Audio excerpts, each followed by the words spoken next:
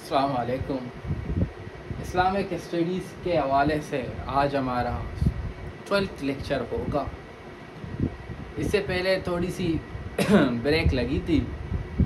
Break इस वजह से लग गई कि मेरी तबीयत जो है वो बहुत ज़्यादा ख़राब हो गई थी। बेसिकली टच प्रॉब्लम था मुझे। लास्ट में जो विजडम टीथ होता है बड़ा लेट से ग्रो कर रहा है, लेकिन जो है गलत ग्रो कर रहा है। एक तो वो प्रॉब्लम था, दूसरा गले का प्रॉब्लम था, तीसरे और भी कोई पर्सनल प्रॉब्लम्स थे। उसकी वजह से हमारे जो लेक्चर्स हैं वो डिले हुए। कोई नहीं, अब से इंशाल्लाह आपको लेक्चर जो है वो डेली बेसिस के हिसाब से आपको मिलेंगे। जल्दी से कवर करने की कोशिश करेंगे, परेशान ना हो। सही है, जब तक शेड्यूल नहीं आता रिलैक्स होके काम करें, रिलैक्स होके करें। बाकी अगर आपको दूसरे सोर्सेज कंसल्ट करने हैं तो सबसे अच्छी सोर्स जो आप कंसल्ट कर सकते हैं, सही है, वो पाक एमसीक्यूज़ है। इसके अलावा टेस्ट पॉइंट भी बड़ा अच्छा है। इन दोनों सोर्सेज के हवाले से आप इन दोनों सोर्सेज कर लें। लेकिन मेजर प्रॉब्लम यहाँ आती है कि लोगों को पता ही नहीं होता कि पाक एमसीक्यूज़ है या टेस्ट पॉइंट है, उसको करना कैसे है। सही है, उसके हवाले से मैं एक सेपरेट वीडियो आपके लिए बनाऊंगा जो फोकस करेगा कि अगर हम टेस्ट पॉइंट स्टडी कर रहे हैं या कि पाक एमसीक्यूज़ स्टडी कर रहे हैं तो उसको कैसे स्टडी किया है, सही कैसे किस हिसाब से स्टडी करें। उसके हवाले से चलो आज हमने इससे पहले हमने 6th जो ईयर ऑफ हिजरत था वो हमने देखा था। Basically Sulah Hudaibiya 6th year of हिजरी में या 6th हिजरी में होती है। सुलह हुदैबिया को फ़तह मुबीन कुरान कह देता है कि खुदा खुद कह देते हैं कि ये फ़तह मुबीन है।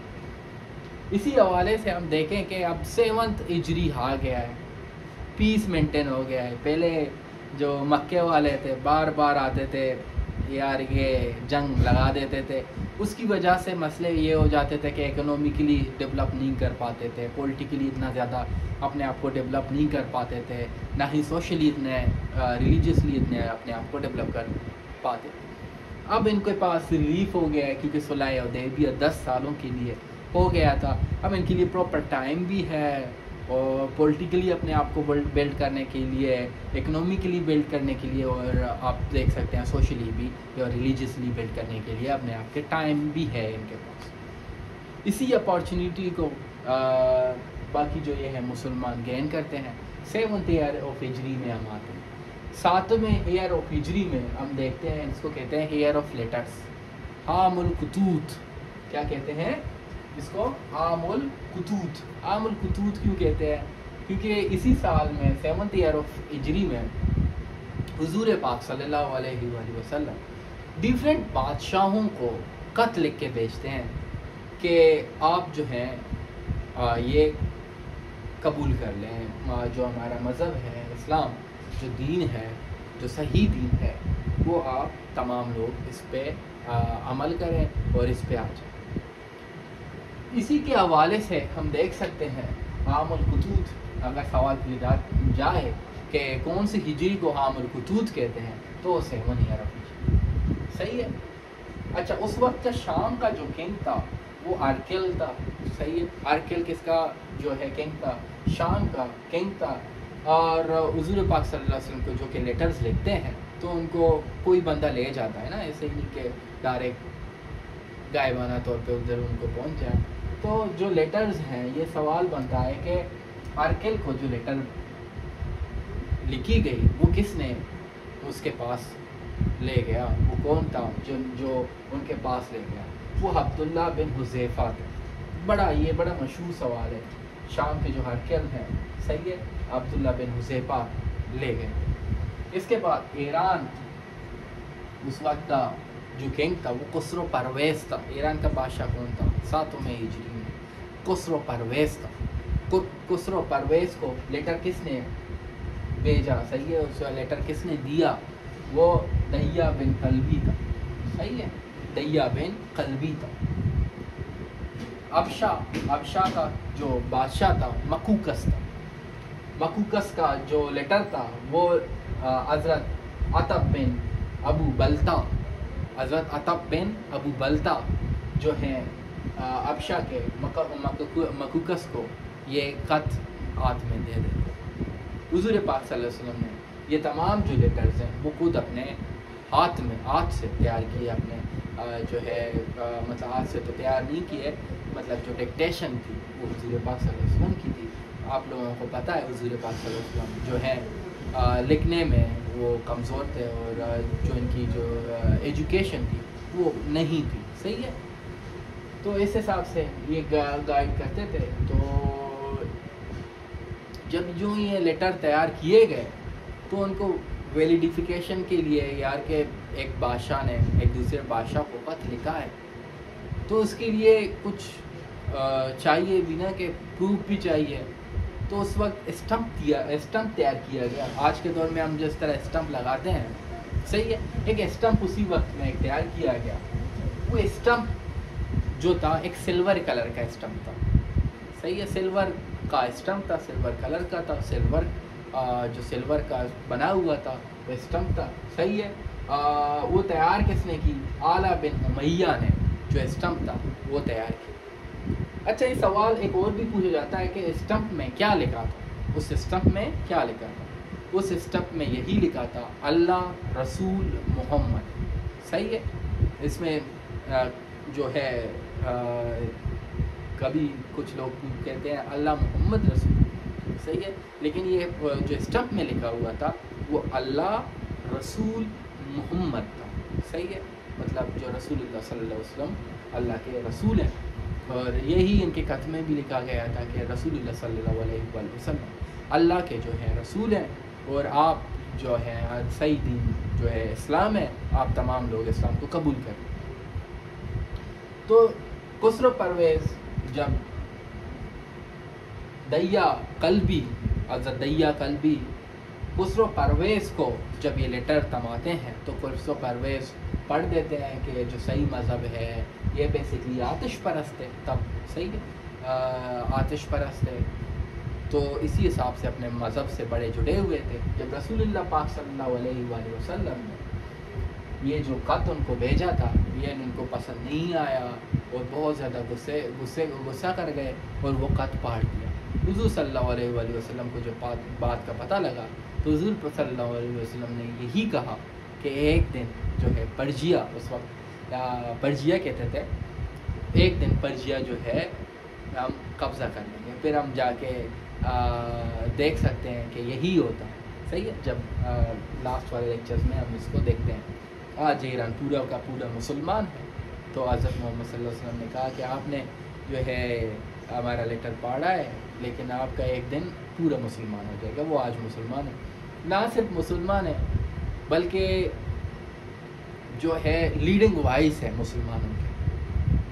اگر فلسطین میں کچھ ہو رہا ہے, اگر کوئی صحیح معنوں میں اس کے حوالے سے بات کر رہا ہے, جد و جہد کر رہا ہے, وہ ایرانی ہے. آپ لوگوں کو پتا ہے. صحیح ہے. تو اسی حساب سے اسٹمپ جو ہے وہ اعلیٰ بن امیہ نے تیار کیا تھا. خسرو پرویز نے حضور پاک صلی اللہ علیہ وسلم کا لیٹر جو ہے پھاڑا تھا.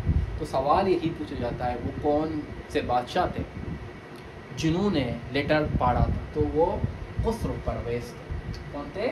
خسرو پرویز تھے. کتنے کنگز کو لیٹر لکھ دیا گیا؟ صحیح ہے کہ جو لیٹر ہے بھیجا گیا وہ 7 کنگز کو بھیجا, 4 میں اسلام ایکسیپٹ کیا. ان میں سے شام کے ہرکل بھی تھے, ابشا کے مکوکس بھی تھے جنہوں نے اسلام کو ایکسیپٹ کر لیا. شام اور جو ابشا تھے اس کے پہلے ہی بہت اچھے ریلیشنس آپ صلی اللہ علیہ وآلہ وسلم کے ساتھ تھے, اور مکہ اور مدینہ کے ساتھ بھی بڑے اچھے ریلیشن تھے, خاص مدینہ کے ساتھ. تو اس حساب سے یہ بیسکلی کرسچنس تھے. تو جس طرح سے کرسچن ٹیچنگز ہیں اگر ان کو وداؤٹ موڈیفیکیشن دیکھیں وہ یہی اشارہ کرتے ہیں کہ نبی آئیں گے لاسٹ میں, وہ نبی پاک صلی اللہ علیہ وآلہ وسلم ہوں گے اور آپ نے تمام کو کنورٹ کرنا ہے ان کے دین میں آنا. تو وہ سمجھدار لوگ تھے, کنورٹ کر کے دین میں آ گئے, بڑی اچھی بات ہے. اس کے علاوہ 7ویں ہجری کو ایئر آف لیٹن بھی کہتے ہیں، عام الخطوط بھی کہتے ہیں. 7ویں ہجری کو ایک غزوہ بھی ہوا تھا، غزوہ خیبر جسے کہتے ہیں. آپ کو یاد ہوگا بنو نذیر ایک جوئش ٹرائب تھا، صحیح ہے. بنو نذیر 3rd ہجری کو، میرے خیال سے 3rd ہجری کو ان کو، کیونکہ ہائپوکریسی کرتے تھے اور یہ سازش وغیرہ کرتے تھے، کافروں کے ساتھ جڑتے تھے، تو ان کو ادھر سے بنو نذیر کو ادھر سے فارغ کیا تھا مکہ سے، اور یہ جو ہے باقی جگہ میں خیبر میں بسنا شروع کر دیا گیا. جوز نے جو ہے خیبر میں بسنا شروع کر دیا. جب یہ پوچھا جاتا ہے غزوہ خیبر کس سے لڑی گئی، تو وہ جوز سے لڑی گئی. کس سے لڑی گئی؟ جوز سے، صحیح ہے. اور مسلمانوں کی تعداد کتنی تھی؟ 1600 تعداد تھی مسلمانوں کی. مسلمان کتنے تھے تعداد میں؟ 1600 تھے. 6 پورٹس جو ہیں، 6 بڑے پورٹس جو ہیں اس کے تباہ کر دیے گئے. صحیح ہے، اس کے تباہ کر دیے گئے. 6 پورٹس بڑے جو تباہ کیے گئے، قلعے جو تھے وہ تباہ کیے گئے. صحیح ہے. اگر ہم دیکھ سکتے ہیں 6 پورٹس، اور یا تو آپ قلعے کہہ دیں، 6 پورٹس یا قلعے کہہ دیں. 6 پورٹس ان کو جو ہے تباہ کیا گیا. جب تباہ کیا گیا تو پوچھا سوال جاتا ہے کہ پورٹ آف نیہم ہے جو ہے وہ کس نے تباہ کیا تھا؟ وہ حضرت علی نے تباہ کیا تھا. پورٹ کموس بھی حضرت علی نے تباہ کیا تھا. اسی حوالے سے تو یہ 2 سوال بڑے. پورٹ کموس جو ہے بڑا سا ایک دروازہ تھا، قلعہ کا دروازہ تھا. مسلمان بڑے اسٹرگل کر رہے تھے. پیچھے سے یہ جو جوز تھے وہ تیر کمانیں بھی برسا رہے تھے، اور تمام جو ہیں پیچھے چھپ رہے تھے پورٹ کے، یہ دروازے کے پیچھے چھپ رہے تھے. تو یہ کسی سے ٹوٹ نہیں رہا تھا. پورٹ کا یہ مسئلہ تھا، یہ قلعہ کسی سے ٹوٹ نہیں رہا تھا. تو کہتے ہیں، ہم نے بچپن میں آپ نے قصہ سنا ہوگا، ہم نے تو یہی قصہ سنا ہوا ہے. اور یہ مجھے صحیح سے حدیث اور وغیرہ کا نہیں پتہ، لیکن یہ ہے کہ قصہ اس طرح سے ہے کہ حضرت علی جاتے ہیں اور پورٹ کموس کی طرف، اور ایک جو ہے لات مارتے ہیں، اور کموس کا جو دروازہ ہے وہ 2 ٹکڑوں میں بیٹھ جاتی ہے اور وہ کھل جاتا ہے. صحیح. اسی طرح پورٹ نیہم جو ہے، اسی طرح وہ حضرت علی نے ان کے دروازے جو ہیں توڑے. آگے بڑھتے ہیں. کتنے مسلمان جو ہے خیبر کے جنگ خیبر میں شہید ہوئے؟ وہ 20 مسلمان شہید ہوئے. اور جو ہے 93 جوز کو، صحیح ہے، مار دیا گیا. ان کو جنگ میں شکست ہوئی. جوز کو جنگ میں شکست ہوئی.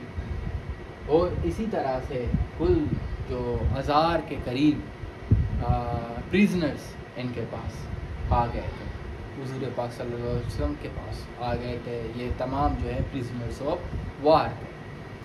آپ لوگوں کو چونکہ پتہ ہے کہ پریزنرز آف وار کے اچھے سلوک نہیں کیا جاتا تھا پہلے.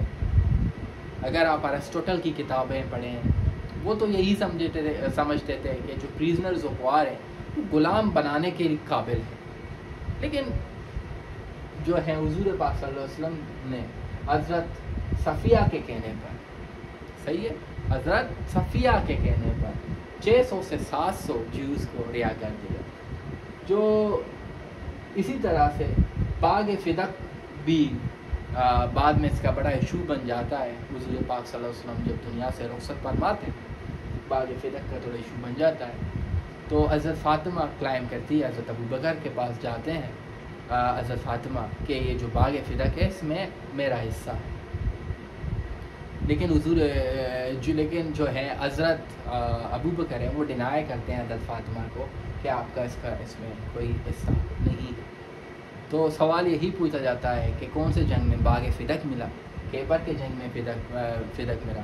حضرت فاطمہ جو ہیں کن کے پاس گئے باغ فدق کے شیئر لینے کے لیے؟ وہ جو ہے حضرت ابو بکر کے پاس گئے جنہوں نے ڈینائی کیا.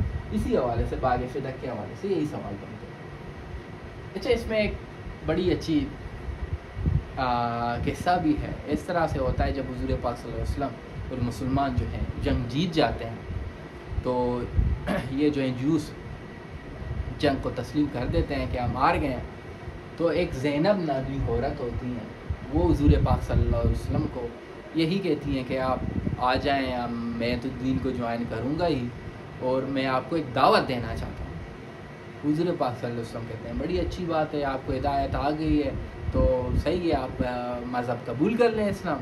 اور دوسری بات یہ ہے کہ دعوت کھانے میں اس میں بڑا ایشو نہیں ہے, میں آ جاؤں. حضور پاک صلی اللہ علیہ وسلم یہی کہتے تھے کہ اب ہر کوئی استطاعت کے حساب سے ان کا وہ کرتے تھے کہ اتنے زیادہ لوگ بھی نہیں جائیں ہمارے کہ وہ اگلے بندے کو تکلیف ہو. ہمیں تو اتنا سینس نہیں ہوتا, اگر ایک بندہ جا رہا ہے تو اس کے پیچھے 10 بندے آ جاتے ہیں, اس کا سوشل اسٹیٹس بھی نہیں دیکھتے, اس میں فائنینشیل اسٹیٹس بھی نہیں دیکھتے, لیکن جا کے اس کے گھر بیٹھ جاتے ہیں اور کہتے ہیں ہمیں بھائی اچھی سی خدمت کریں. لیکن حضور پاک صلی اللہ علیہ وسلم اس معاملے میں بڑے, کیونکہ ہمارے لیے رول ماڈل ہے, ان کو آگے کے لیے رول ماڈل سیٹ کرنا تھا, تو وہ 2 بندے گئے تھے, حضرت بشیر کو ساتھ لے گئے تھے. صحیح ہے. زینب بڑی چالاک عورت تھی, ان کا یہی ارادہ تھا کہ حضور پاک صلی اللہ علیہ وسلم کو پوائزن کروں. صحیح ہے. ان کو زہر دینے کی کوشش کی. کھانے میں انہوں نے کھانا بنایا, بڑا ہی اچھا کھانا بنایا, لیکن کھانے میں ڈالا زہر. اسی طرح حضور پاک صلی اللہ علیہ وسلم سے پہلے حضرت بشیر نے جو ہے یہ وہ کھانا تھا وہ حضرت بشیر نے ٹیسٹ کیا, اور حضرت بشیر کا جو ہے موت ادھر ہی واقعہ ہو گیا. حضور پاک صلی اللہ علیہ وسلم سمجھ گئے کہ کھانے میں جو ہے زینب نامی عورت نے جوس جو تھے بدلہ لینے کے لیے کھانے میں زہر ڈالا, تو ان کو پکڑا گیا, بعد میں ایگزیکیوٹ بھی کیا گیا. یہ 7 ہجری کے جو ہیں تمام واقعات یہی ہے. صحیح ہے. تو آگے ہم دیکھتے ہیں 8ویں ہجری, لیکن 8ویں ہجری سے دیکھنے سے پہلے, نیکسٹ ایپیسوڈ آنے سے پہلے, ہم یہی امید کرتے ہیں کہ آپ زیادہ سے زیادہ چینل کو سبسکرائب کریں گے اور اس ویڈیو کو زیادہ سے زیادہ شیئر کریں گے. Thank you.